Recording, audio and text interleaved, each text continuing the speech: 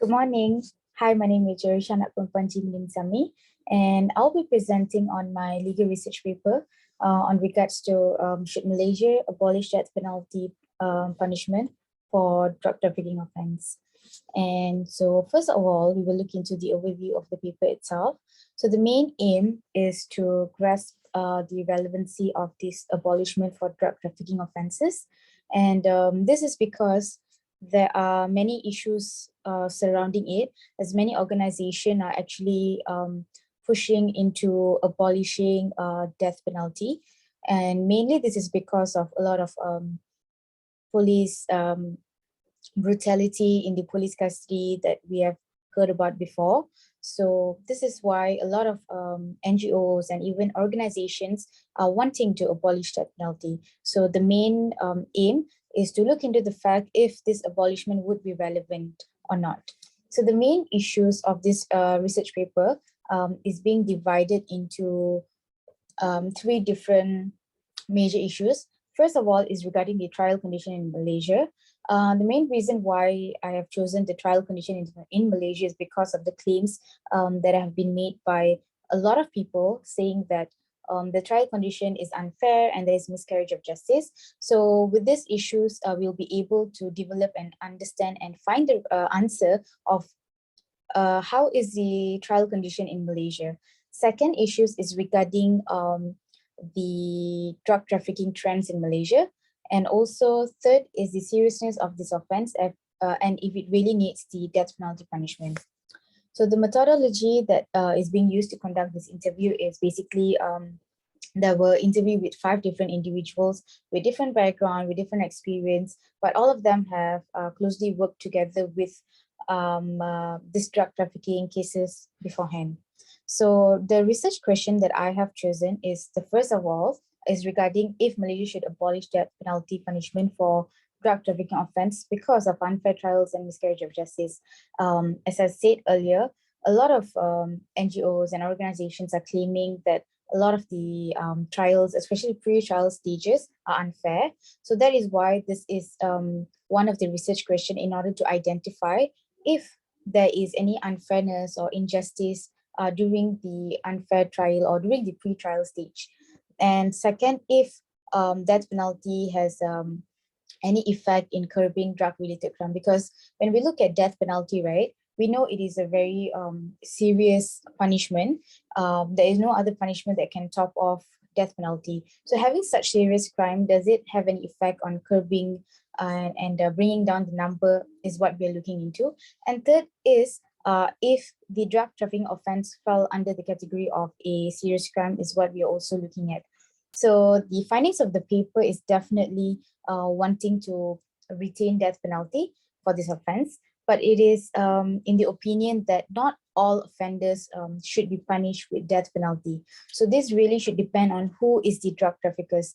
If the drug trafficker is just mules or lower level traffickers, then this punishment would not be appropriate. But if this person is someone important in the drug hierarchy, then it seems important.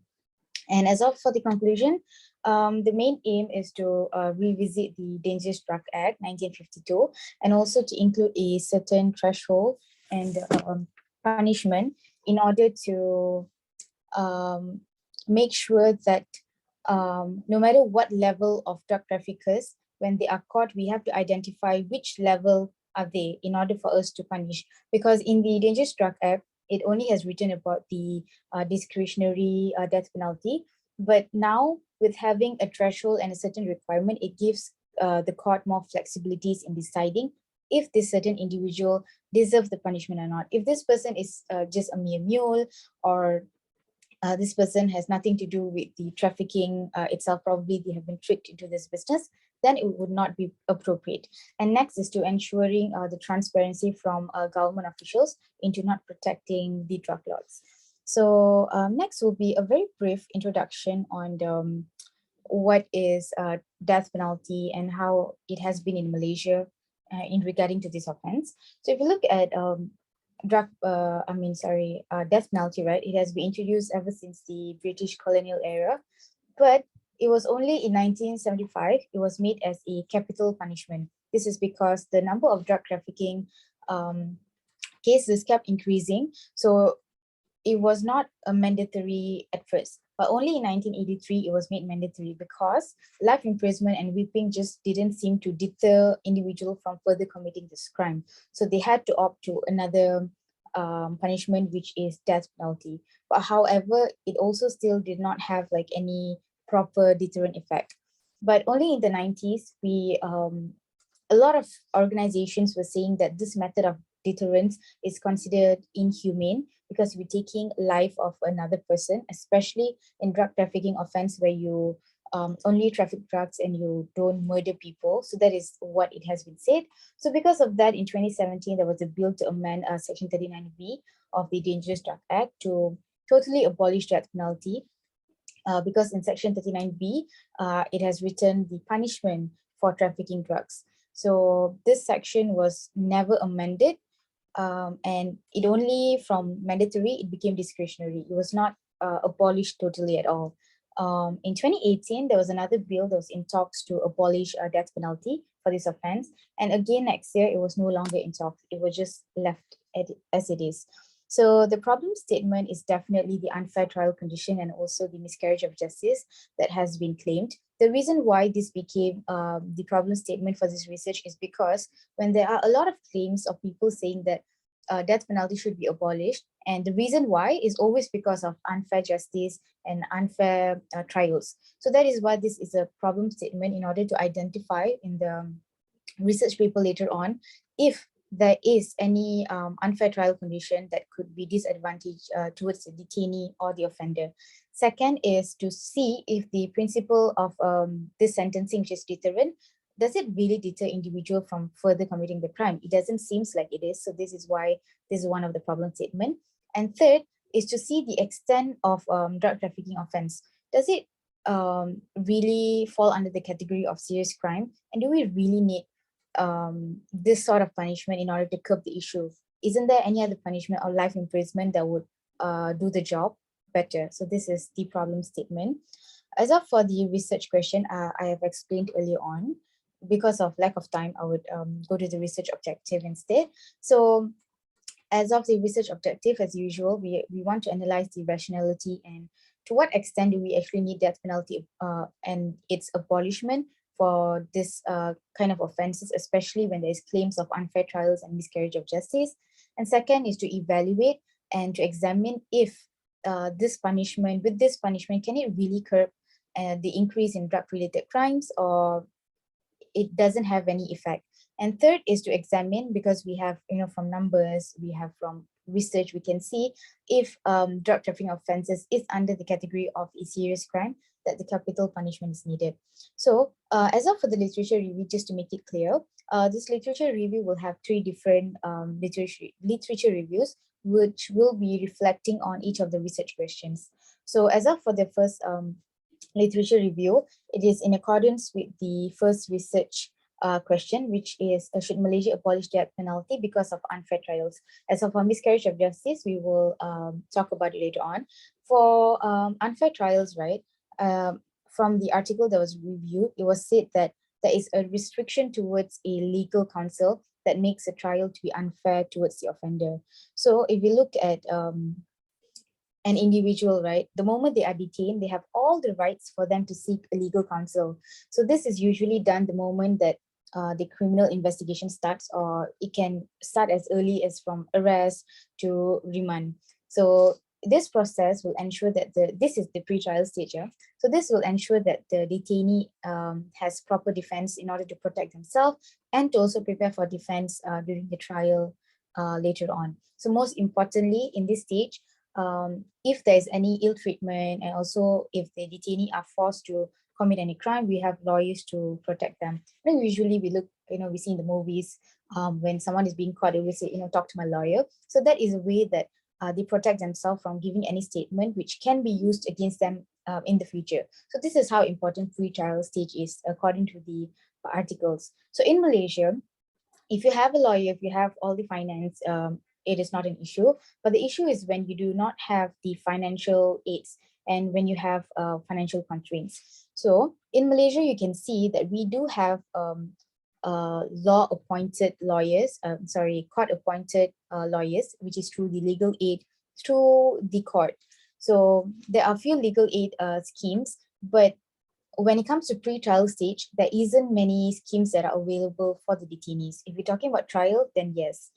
And usually they'll cover for trial before High Court, Court of Appeal, and Federal Court. So if it is just pre-trial stage or during, remand in the magistrate, this would not be applicable. So this is where the issue is when we have court managed schemes, right? It is not really or widely applicable when the case is at pre-trial stage, because we're talking about how important pre-trial stage is in order for the defense counsel or for the detainees to come up with a proper defense, and also to protect the defendant during the remand stage and during the arrest stage or whatever stage they are at, especially if it's during pre-trial. According to the article, there isn't a proper public official documents, but according to all the reports that they have gathered, only 60% up to 70% of the time there is a legal aid scheme coverage for pre-trial stages. So 30% to 40% of the time there is no coverage. For example, if you are in Kuala Lumpur, if you're in the city, the chances of you getting a legal counsel is much more higher. But if you are elsewhere in the city, it is very difficult for you to get a legal aid representative. So this is where it becomes a main issue, because you're not able to protect yourself, especially if you're a detainee and you do not know how to speak in, for example, Bahasa Melayu or English. And there are also problems of notification of arrest towards embassy. So there are a lot of issues like this. So that is why they said that it is quite unfair for detainees later on during the trial stage. If the pre-trial stage, they do not have proper lawyers. Not everyone is financially okay in order for them to look for their lawyers. So they are very dependent on the court aid scheme. So without having proper lawyers during the pre-trial stage, it is said to have an issue later on. So next is still the first literature review, but this is regarding the miscarriage of justice according to the first research question. So as I said earlier regarding the delay in notification of arrest, right? If you look at the article that have been reviewed, it was confirmed by the foreign embassies when Imnasi International has gathered information and they reported on this. Usually, according to Article 5.3 of the Federal Constitution, you can see that every person has a right to be informed of their ground of arrest. So this is an issue when it involves foreign national or foreign citizen, when this individual are not given the proper right for them to contact their embassy or legal representative. So sometimes they have been detained for over 48 hours, 72 hours. So the embassy only knows when there is a news coverage on this particular person. So that is when the embassy knows. So because of this, the police have already taken their statement, have done the investigation. So there are a lot of times where these people who are not able to speak in Bahasa Melayu or aren't able to find a lawyer, they would give out statement that could be disadvantageous for them in the future or during trial. And not only that, they were not being told of why they have been caught. They're only being investigated. So these are the claims that came that was reported by Amnesty International. So supposedly any grounds of arrest should be communicated within the mark of 24 hours. So it is quite unfair, and there are miscarriage of justice from public or police officers is what have been claimed by this article. So moving on to the second literature review, which is in regards to the second research question about if death penalty has a deterrent effect. So if you look at the articles that have been referred, it is said that death penalty can end the suffering much quicker as compared to life imprisonment, because if we look at life imprisonment, you have a lot of things to think about. That means your freedom is suppressed. You cannot do anything as you like. You will be in the jail for a long period of time. So it seems that death penalty loss is deterrent effect because it can just end your suffering really quickly as compared to life imprisonment that can take a long years. So not only that, according to the number of crimes that was committed in relating to capital punishment, there is no any there is no any significant decrease as per the survey that was conducted by 67 other criminologists according to the article. So if you compare death penalty sentence to long-term imprisonment, it cannot be said that death penalty is much effective in nature. So if you compare it to some states, right, they do not have death penalty, but the number of heinous crime is also not as high as countries who have death penalty. Supposedly, when you have death penalty as a punishment, the number of offenses should be lower because of the punishment. But this doesn't seem to be the case in many states. In many states, the countries that actually has death penalty has more and more number of offenses. So it was also addressed in the parliament based on the article by Charles Hector in 2017. It was said that even with capital punishment, with the effect of and the effort from the police officer, there is no proper decrease in the cases of the drug trafficking offenses that has been caught each year. So if you look at the table that I've gathered for section 39B for trafficking, from 2014 up until 2018, there is a steady increase. There's no decrease even with such a harsh punishment. So that is why, according to the article by Mokhtar, he said that just because a punishment is grave doesn't mean that it can necessarily influence the number of crimes. And also the reason why the data is only up until 2018 because there isn't any public official any postings on recent data. I've contacted few of the officials through emails and also contacted Suhakam, but there were no response. So hence only 2018 can be gathered. As of for the third literature review is relating to the third research question, which is drug trafficking considered to be serious crime or not when capital punishment is needed. So in this, we can see very three differing views. The first view is according to the article as it is here, right? So for this, it is said that drug trafficking is not serious crime if we compare it to murder, but the nature of it itself is serious, but not to the extent that capital punishment should be applied. For example, in Florida, you can see drug trafficking is a serious crime, but it is not up to the extent that it needs execution or it needs the capital punishment. So as of the second view, it is said that drug trafficking is not a serious crime because they are not causing anyone's life to be at loss. And they are also considering the innocent mules that get tricked to do this drug trafficking offense. So because of that, they feel like drug trafficking is not a serious crime that needs the punishment. They are comparing it to murder, more specifically cold-blooded murder. So when you murder someone, especially cold-blooded murder, you are taking someone's life. But in the view of the article, they are saying that you're not taking someone else's life, so it is not considered as a serious crime. As of for the final view is that the drug trafficking is indeed a serious crime because it is claimed by the article that it is a foundation for other organized crime, like money laundering, human trafficking, and also when you sell these drugs to another person and they consume it, this causes them to act in a dangerous manner. They can go up to the fact of like killing another person just to get money to buy drugs. So it is considered as a serious crime, and they do believe that there is possibilities of and risk of executing innocent drug traffickers, especially these mules that you just trick into asking them to bring a bag from one country to another country, especially people with lower level of education who would not think that this is something to do with drug trafficking.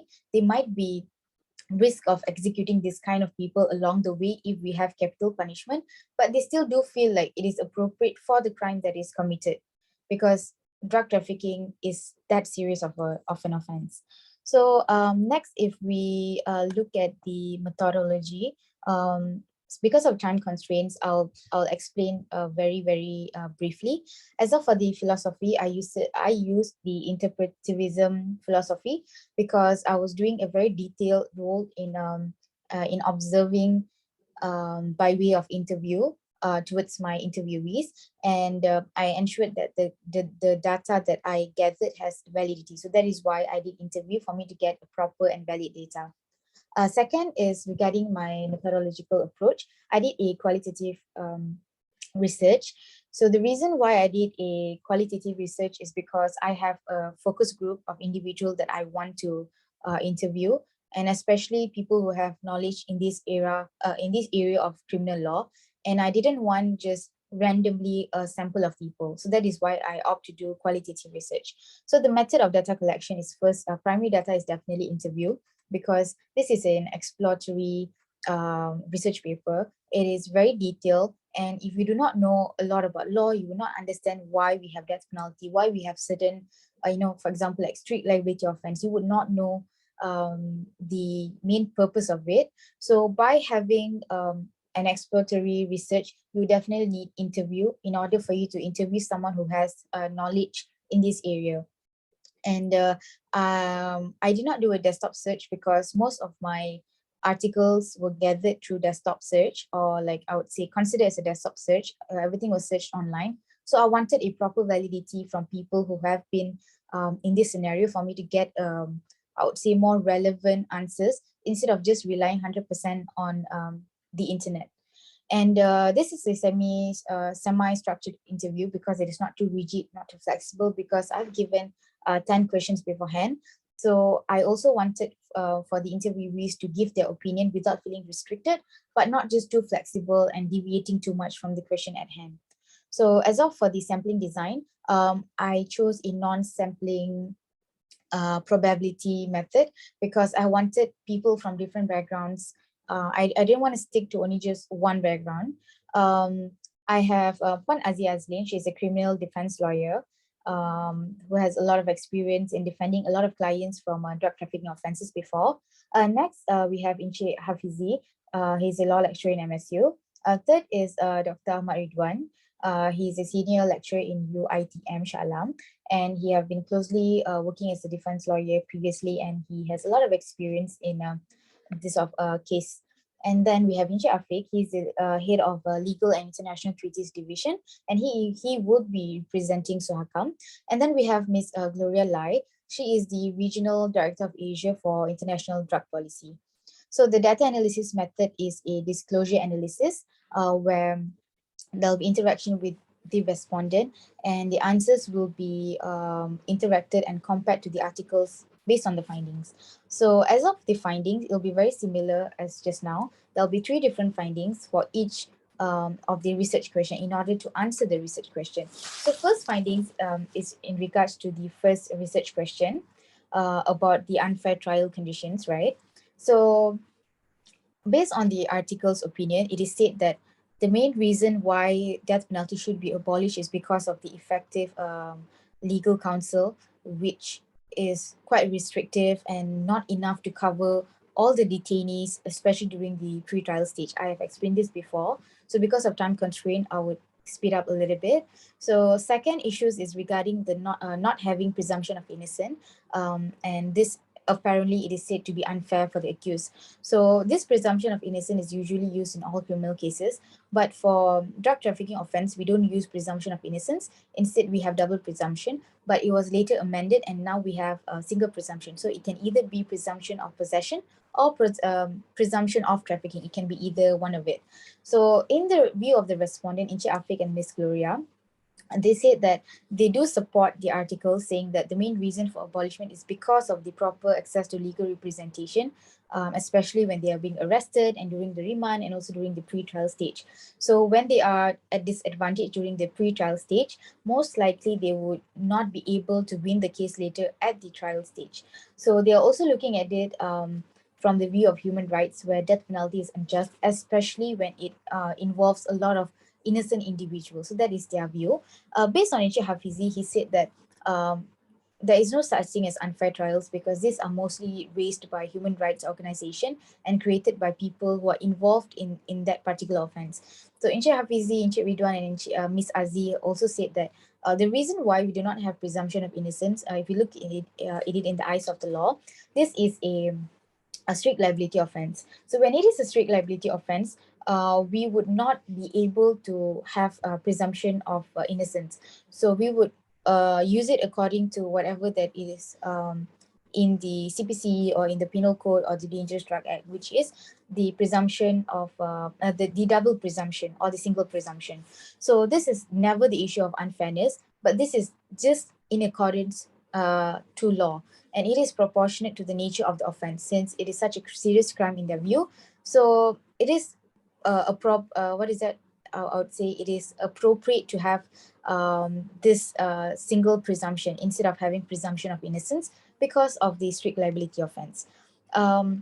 We are still under unfair trials. So another issue that we raise is regarding Section 51A. So it was stated under the articles that Section 51A is too vague, because it is said that, as I quote, document needs to be submitted to the defense by the prosecution before trial. So the word before trial, it is highlighted to be anytime before trial. So it can be literally anytime. It can be a minute before, it can be 2 days before the trial, it can be anytime. So they feel that this section is too vague.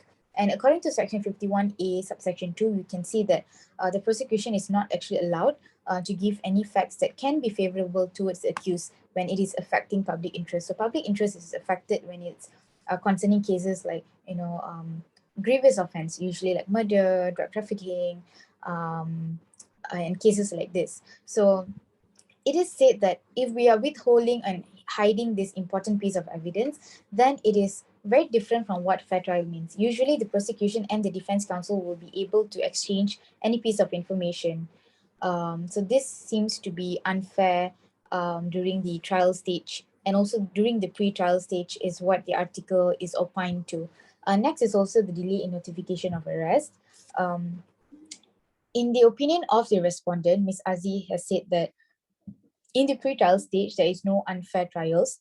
And looking at Section 51A and also Section 51A subsection 2, if any scenario where the prosecution is unable to give the documents on time, she believes that it is on the defense lawyer for them to come up and say, hey, please do give me the documents that I need. So it is the responsibility of the defense lawyer. So they have to make sure that they make full use of the rights that they have. Either they can ask the court for more extension of time, or they can go to the prosecution and say that you haven't given me the document, give me, so I can come up with my defense. So this is on the defense lawyer and not on the law itself. So you just cannot say that the trial is unjust, because this is on the defendant and not on the this particular section.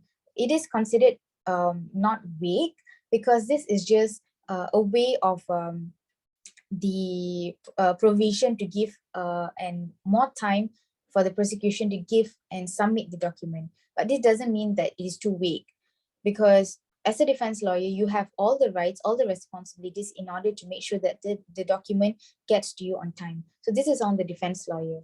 And based on Section 51A, subsection 2, she also said that in criminal law, there's always element of surprise.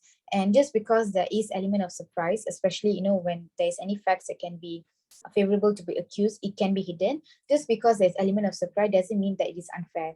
It is how the law have been throughout the years, and we cannot just disregard it and consider it as unfair. It is fair, especially when it's regarding to public interest, is what is the opinion of Ms. Aziz. Encik Hafizi also pointed out that since it is a strict liability offense, there are some rights that cannot be given, because it was said that there's a delay on notification of arrest. So Encik Hafizi said that because of strict liability offense, some offenses will have certain delays. You cannot just give all the right towards them in case that this person accomplice with another person in order to conceal any fact. So because of that, we have the delay in notification of arrest, and not because the system is unjust. Encik Ridwan also said that he gives the benefit of doubt. That means there is possibilities that he believes that there can be unfair treatments, because there can be, but as from what he knows, there isn't any unfair treatment, because with the law, you have certain boundaries and certain frameworks that you have to work around with. And the criminal law justice acts like the police officer, the remand officer, the judge, everyone works within their framework. So there will be little to no way for unfair trials to happen, but he believes that there is still possibilities, and he will give the benefit of doubt, but not entirely. He still do believe that it is quite fair. The trials are quite fair. And we are still on the first finding relating to the first research question, but this is regarding the second big issue, which is miscarriage of justice. So it was said that pro bono lawyers can cause miscarriage of justice because of the lack of financial. And usually when you have lack financial, you will not be able to gather evidence as compared to people who have more financial. What pro bono lawyers are, pro bono lawyers are exactly like what I've explained earlier, what the court has given towards them, towards these detainees. So very similar to pro bono doctors, we have pro bono lawyers where they do it for free, not really free, but for the detainee it'll be free because it is assigned by the court themselves. A second is the brutality in the police custody that causes death, and there are a lot of articles regarding the brutality in the police custody. And third is regarding the government official receiving some protection money from drug lords. So in the view of Inche Ridwan and Inche Hafizi, it is said that, as I said earlier, there is possibilities of human errors. There are possibilities, there are some actors who do not follow the framework that is given to them. There are some issues and some cases about the brutality in the police custody, but they do believe that it is still an open debate instead of them just saying that, oh, there is unfair trials and miscarriage of justice. Because just because it is an open debate does not mean that they are able to publicly come out with opinion and say that there is abuse during the pre-trial stage. And I also liked what Inche Hafizi said, that there is no proper proof. So things that we cannot prove, we cannot just conclude them to be a concrete evidence or to be the truth. So only when the claims are real, then something needs to happen. For example, Sohakam has also, Inche Hafiz, who is representing Sohakam, also said that there are a lot of unfair trials and a lot of reported incidents to Suhakam. So it is on Suhakam for them to make a complaint in order to investigate it instead of letting the issues just be like that. So when it is not backed up with proper proof or investigation, it cannot be said that it is unfair trials or miscarriage of justice. And on behalf of Suhakam and also Ms. Gloria has said that it is true that government officials do receive certain protection money monthly basis from a certain drug lords in order to make sure that they are not being caught.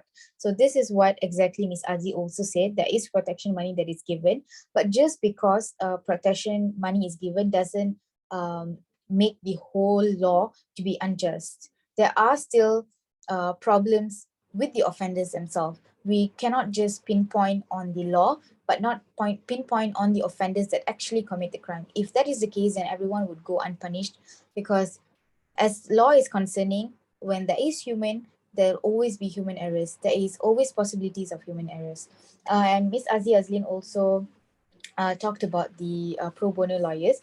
She doesn't have the experience, but her friends have been a pro bono lawyers that have been assigned by the court. And she said just because they are not being paid in a large amount of money doesn't mean that that they would do anything that is in accordance. They would definitely do something to make sure that the defendant or the offender wins the case by all means. Just because there is not enough fund does not mean that they will just disregard the whole case itself. So this is considered to be untrue, and this is a taint on the lawyers themselves if this claims continues.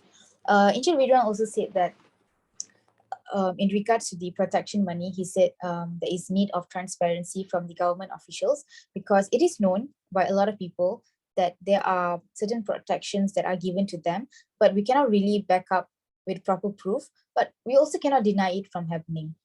So, sorry, this is still the first finding, but the conclusion from my point of view is there is a wide difference between the article and also the interview.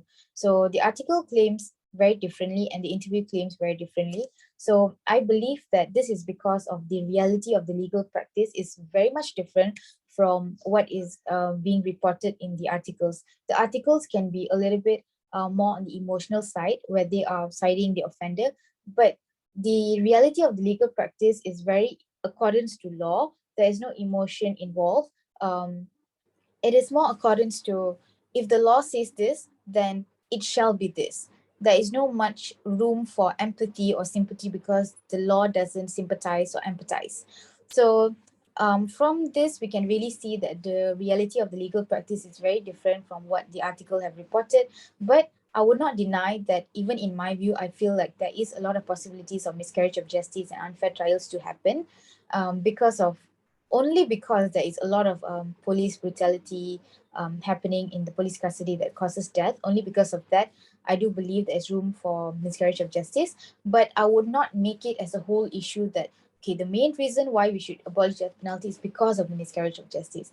Because the moment we do not have death penalty anymore, it will give more freedom for these drug dealers or for the offenders to do whatever they want. We still do need a proper punishment. Death penalty is definitely needed, but saying that we do not need it because of miscarriage of justice and unfair trials, it just doesn't seem really logic for me.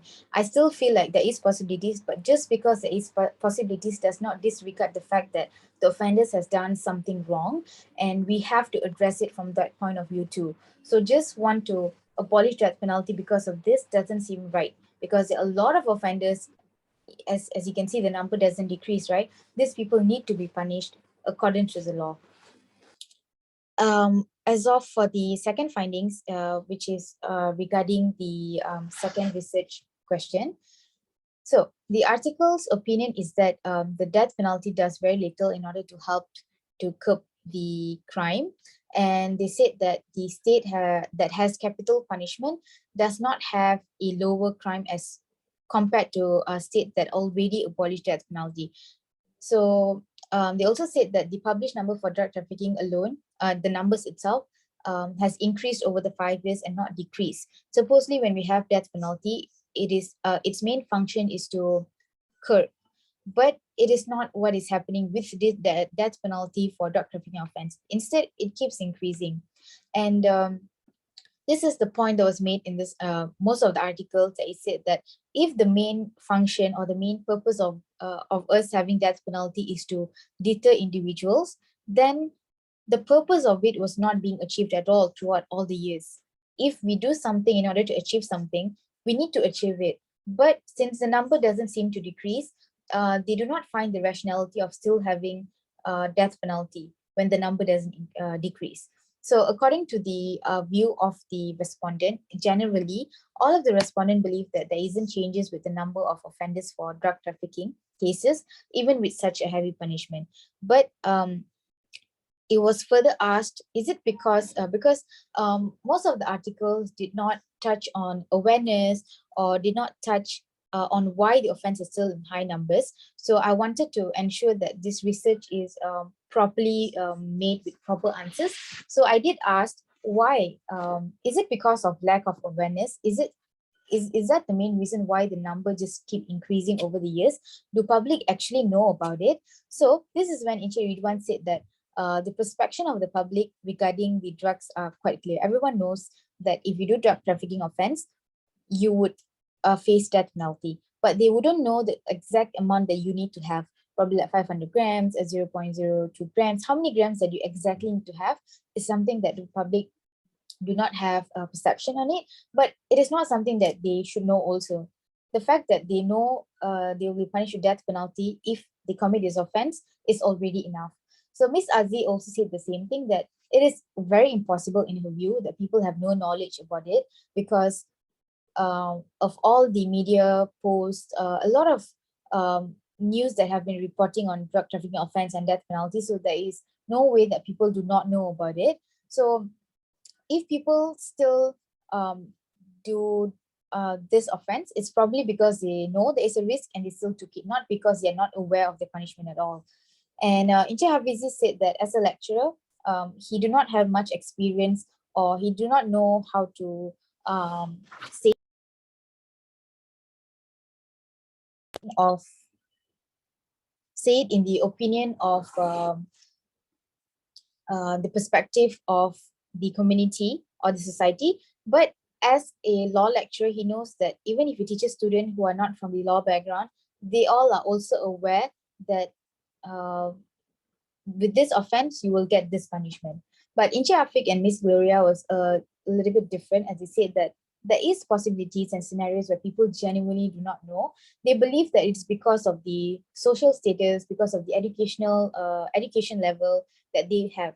For example, a lot of people who are not educated would not know that carrying a bag from one point to another point, helping another person, especially from one country to another country in the airport, are considered quite fishy. People would not know that unless you have access to media, you can read.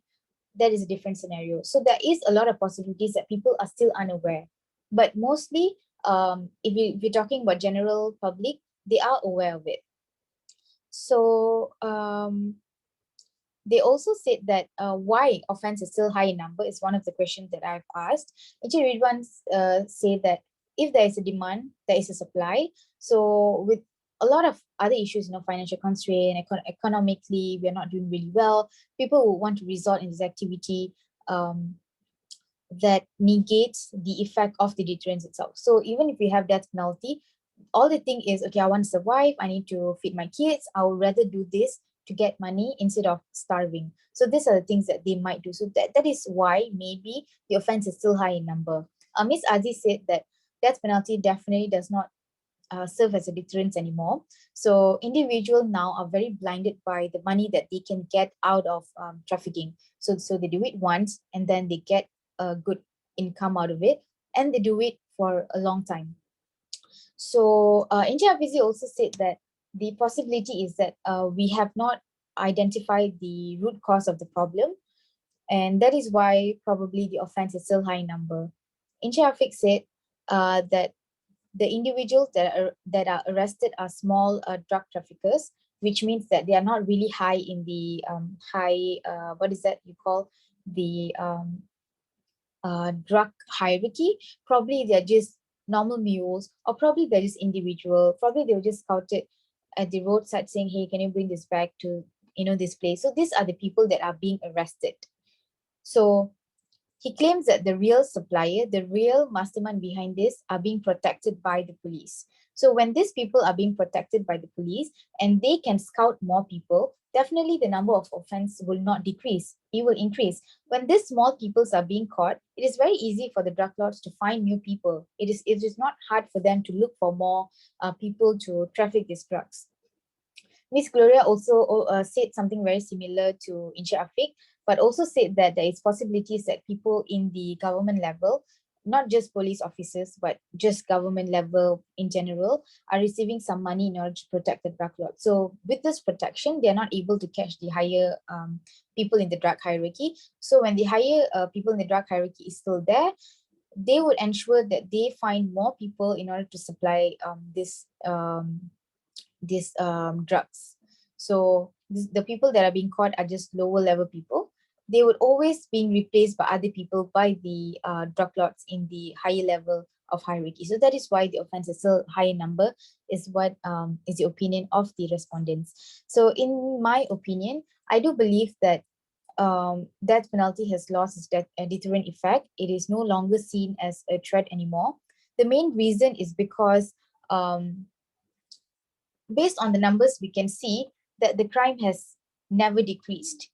And I do believe personally that just because something has lost its death penalty has lost its deterrent effect, does not mean that we should abolish it totally. There's still individuals out there, drug lords out there, who are still trafficking drugs without feeling scared at all, because they know that the person who's going to take the fall is the mere traffickers or drug lords. So because of that, I wouldn't say that by abolishing it, we would achieve something. Because a lot of people's opinion is that, okay, if we cannot achieve something out of it, just abolish it. Sorry, it's raining. And just because you, where was I? Okay, so just because it doesn't serve its purpose anymore, I don't personally believe that you should abolish it totally. I still believe that we still need it in order that drug traffickers or drug lords still have would not be very much in freedom for them to supply these drugs anymore. The moment you abolish drug death penalty, it will be much easier for them to traffic drugs without being fear for their life, or they would be in much happier position for them to traffic the drugs anymore. So because of that, even if it doesn't deter individual, I still do believe very firmly that we still need um, this death penalty as a sort of punishment. So as of for the third finding, there is a two different point of view.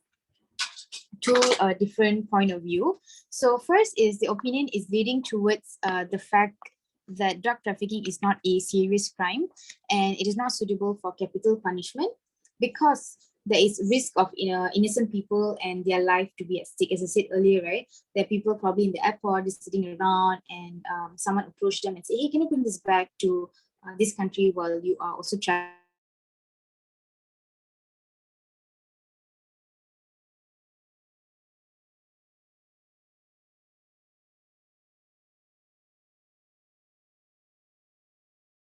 And a lot of scenarios, a lot of cases where the masterminds are not being caught at all, cannot be traced at all. So that is one thing. So this is what the article has said. So as of for the first opinion, in the opinion of the interviewees, Incha said that drug trafficking is not really a serious crime. He believes that most individuals that are caught are just low-ranked mules in the drug hierarchy and not the main suppliers. So he also believes that death penalty is not appropriate if these people are just used by the higher people who are in the drug hierarchy. Miss Gloria also have the same opinion. She believes that it's not a serious crime. It is not relevant as compared to murder. So Miss Gloria has was very much an opinion that when you do a cold-blooded murder, you're actually killing someone, you're taking their life away. She believes that when you do drug trafficking, you're only selling it to another person. You're not destroying someone's life. You're not taking away someone's life. So she doesn't see the logic of this punishment for this offense, and she do not believe that drug offense is such a serious crime at all. Encik Ridwan, in regards to the punishment, he said that every single punishment needs to be appropriate towards the crime committed. So if it is a lower level drug dealers might be exposed to death penalty, then the law needs a revisit. So Miss Aziz also said that innocent individuals who are getting tricked to do drug trafficking offenses, they have the responsibility to be cautious. They have the responsibility to always have doubt towards other people. So when they fail to do this, they are failing their own responsibility and this is on them. So even if they get tricked, doesn't mean that they can just go unpunished is what she has said. So regarding the second opinion, if it is a serious crime and if it fits the capital punishment. So the second opinion is saying that it is a serious crime. There are high chances that traffickers can also involve on other organized crimes like money laundering, human trafficking, and other serious and grievous crimes. So it destroys life of many people who are also traffickers who supplies, this trafficker supplies the drugs too.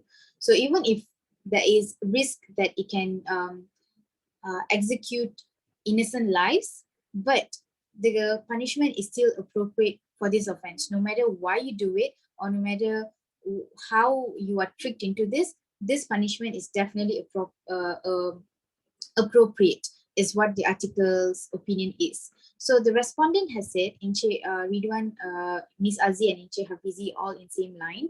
They all believe that it is a serious crime as opposed to Inche Africa and Ms. Gloria who believes that it is not a serious crime. So Inche Ridwan said that it is a serious crime, but we have to look at the category of it.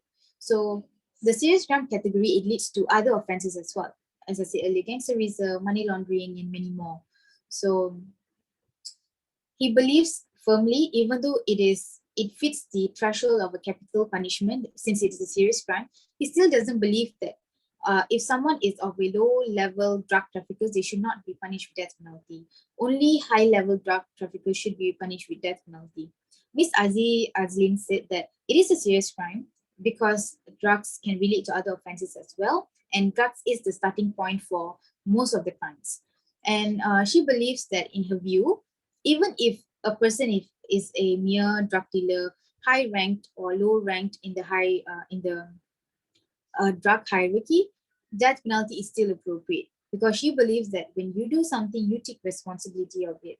You should not be helping someone without having doubts. So that is on you. You failed as a person, and you failed in taking care of your own self. So death penalty is still appropriate, no matter why you do it. Even if you do it because of financial constraints, she still do not believe that there should be any consideration that should be given. So Encik Hafizi also said that it is a grievous crime because it can affect the nation, and it is connected to one another, and it will induce other people to also use it. So he believes that this punishment is definitely a appropriate one, because from the eyes of law, no matter why anyone decides to do trafficking, in the eyes of the law, there is no empathy. The law has no empathy for this offense. So it is appropriate, and I still feel like drug is definitely a serious crime. And the article also said that the offense is mainly committed by people who are having financial constraint. It has been argued that because of economic wise, some people are unable to feed their families, so they would opt to this resort. And in the opinion of Sir Ridwan, Sir Hafizi, Ms. Azia Azlin, all have said that no matter why you decide to do drugs, it is not a ticket for you to go unpunished. But Sir Ridwan and Encik Hafizi, Sir Hafizi believes that if you do it because of financial constraint, a certain consideration needs to be given, but this consideration does not mean that you will go unpunished. But death penalty would not be appropriate anymore. But Miss Azzi Azlin is on the very extreme side, that she believes that no matter why you do it, even if it is because of financial constraint, you still decide to do it. So if you still decide to do it, you need to take responsibility of things that you have decided. So no matter what the reason is, she still believes that it is appropriate, and it is a serious crime. So another article's opinion that caught my attention is the high level of drug hierarchy. You know, the people at the high level of the drug hierarchy, a lot of people are not being caught, and they do believe that because they're not being caught, other people, even the low level drug hierarchies, should not also being caught, is what the article has also opined. To which, again, Ms. Azzi was very clear on her view, that she said that even if the higher individuals are not being caught, even if we arrest small individuals or smaller people in the drug hierarchy, that is as good as catching the higher ups. She believes that. And Miss Gloria has also opinionated that she feels like it is justifiable to why certain people would want to do something, because they are very desperate to support their family. It's either life or death. It's either they survive or they all go without eating, and they will starve later on. So this is a decision that a lot of people have to make, especially she quoted the woman from Sabah recently, who has been sentenced to death penalty, and she has 8 other kids, and she only did this drug trafficking in order to support her family. So she believes that it is not a serious crime because of the fact that we have to ensure that we also look into the factors where there is financial constraint, and economically it is not really good for all of us because of the pandemic and even before the pandemic. So in the view of the researcher, in my view, I feel like drug trafficking is definitely still considered as a serious crime, as said by the interviews beforehand. It really opened doors for a lot of other crimes, like money laundering, gangsterism, a lot of other crimes. So it is the main foundation. It is as if that you have the keys to open more doors for more crimes later on. So no matter why some people would want to traffic drugs, it still feels like it is an excuse. So if everyone gives excuse, everyone has financial constraint. If everyone says that, oh, I have financial constraints, so consider me, I do want to go punished because I'm only doing this for my family, then everyone can go unpunished. Everyone has their own excuses and reasons for doing something, or for doing a certain something. So I do believe that it is a serious crime, and death penalty is definitely appropriate one. But I do also consider that if this person is a mere traffickers or mules, a certain consideration needs to be given. But this consideration doesn't mean that they will go unpunished. But this consideration means that death penalty should not be applicable for them, because they are just in the lower level of the drug hierarchy, not even getting a lot of fund or money out of it. Um, they are only involved in very small amount or small part of the transaction. Mostly these people are being recruited by people higher up, that they know who to recruit. They will definitely recruit people who have financial constraint, who are not doing quite well in life. They would recruit this kind of people in order to work for them. And to punish death penalty for people like this who are already in a difficult position doesn't seem right to me, because as much as I believe that death penalty should still be in our system, in our legal system, should be as an official punishment. But that is why I say that it should fit within a certain threshold for this punishment to be applied. Not all offenders should be applied with this punishment. So it should really depend on who the individual are and who this individual are in the drug hierarchy. As of conclusion, to conclude, abolishing death penalty, in my view, would only cause more individuals to further this crime without feeling threatened. If you see, based on the numbers, even with death penalty, we aren't able to allow them to, stop and further committing this crime. Imagine if we do not have death penalty. Secondly, we also have to look into the factors where, if we do not have death penalty, we have to opt to life imprisonment.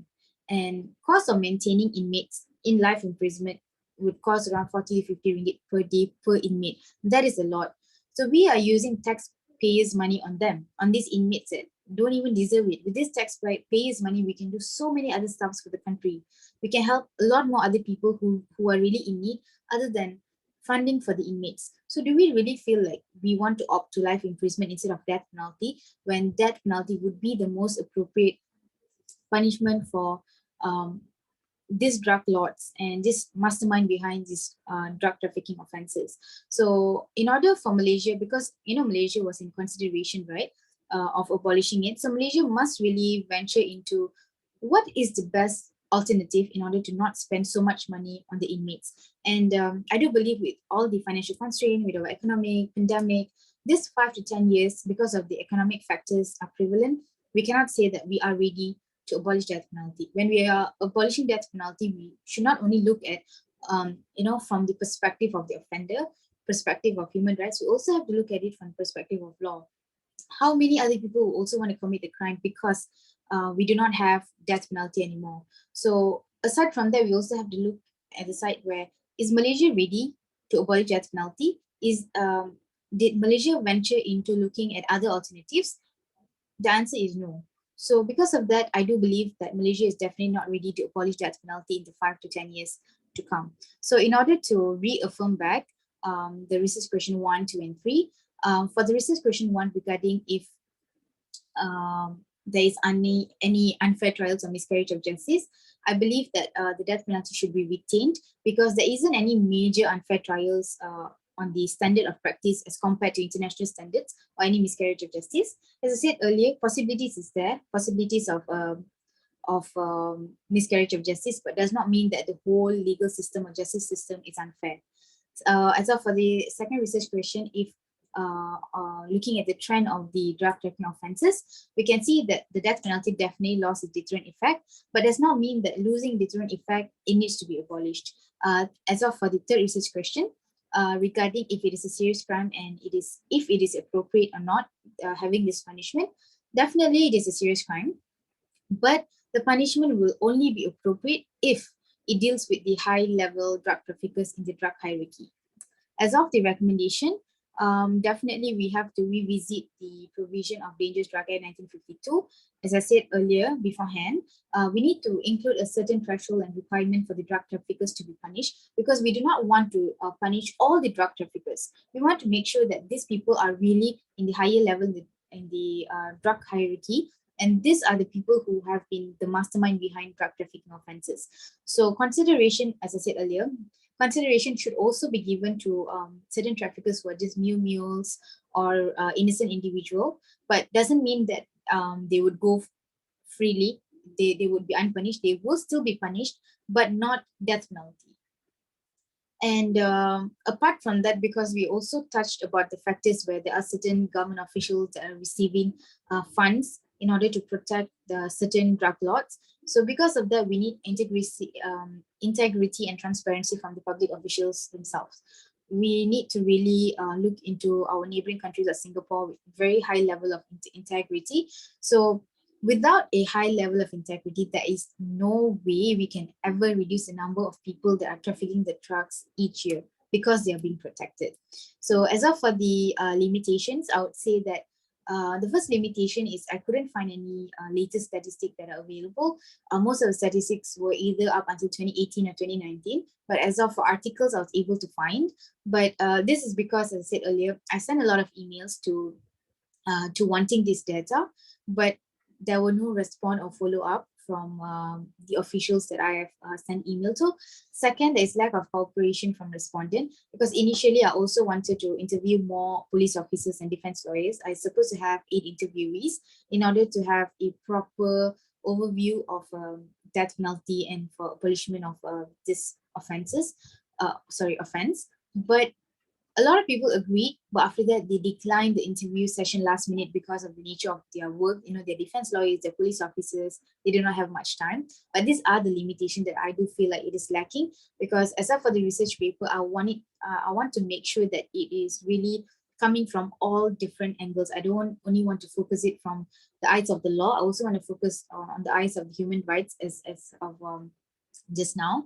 And previously, when I only read the article, because I've been following Amnesty International since 2017, 2018. So it has been such a long time I've been with Amnesty International. So I've always been looking death penalty and drug trafficking offense from the eyes of emotional. I've always seen it as very unfair because of the articles that were published about how these offenders and these accused are being